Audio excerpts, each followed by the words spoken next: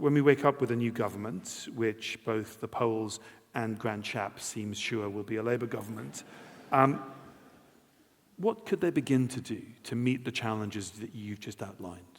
Yeah, okay. Well, I mean, I think the first thing is that it seems now reasonably clear that Labour will have an enormous majority.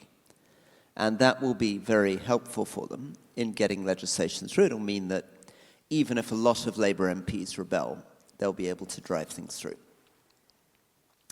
But they have a challenge, which is that they have made a series of very, very strict commitments in their manifesto, which are going to be a challenge to them.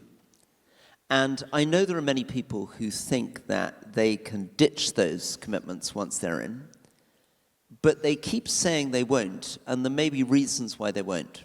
So let's just go to what those commitments are. The first fundamental thing to understand is that Labour is running on an austerity-light platform. It's a very uncomfortable thing to say, but they've accepted the current government spending plans. That is an £18 billion spending cuts for unprotected departments. £18,000 million. You know, for example, prisons, the current plans involve the laying off of 4,000 prison officers, etc., etc. Right? Secondly, they have ruled out increases of income tax, national insurance, VAT, and corporation tax. Now, for people who aren't tax geeks, these are the four biggest taxes by a country mile. This is like 85% of the entire revenue of the government. They've said they won't raise.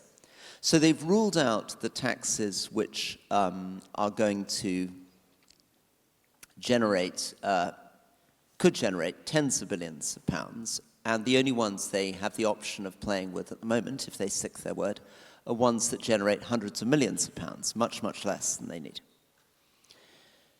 Thirdly, so we've talked about spending, we talked about taxation. Thirdly, borrowing. And basically, those are the only three things you can do in government, right? You can borrow, you can tax, or you can cut spending. And they've said that they're going to reduce borrowing by the end of the Parliament. So they are very constrained. They're betting the house on growth. But we don't really know in any clear sense how this economy grows. And there's no policies in that manifesto which are clearly going to deliver growth. So what would I do if I were a Labour government? Number one, they have mentioned this in the manifesto, and they need to deliver it, and it's going to be a monster of a political dogfight. But it would be critical if they could do it. They need to push through radical reform to our planning system so that we can build housing and infrastructure. I mean, our inability to build infrastructure is astonishing. You know, HS2 was planned by Gordon Brown. When he announced it, it was a £20 billion project that was going to deliver £100 billion worth of benefits.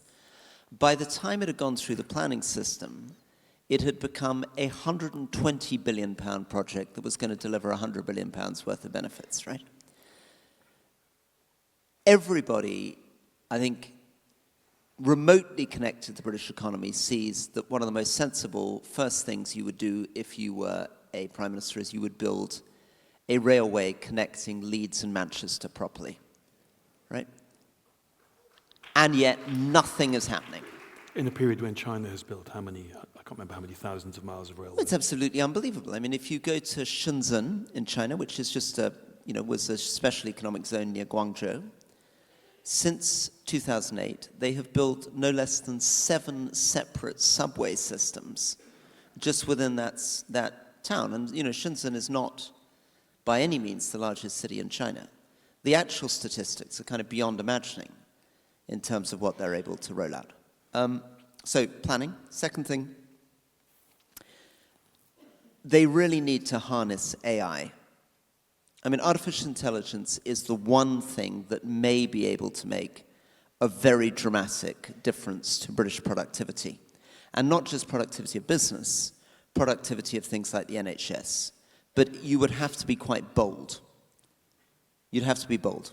But there is huge potential there. The third thing that they should do is they should be rejoining the European Union Customs Union immediately.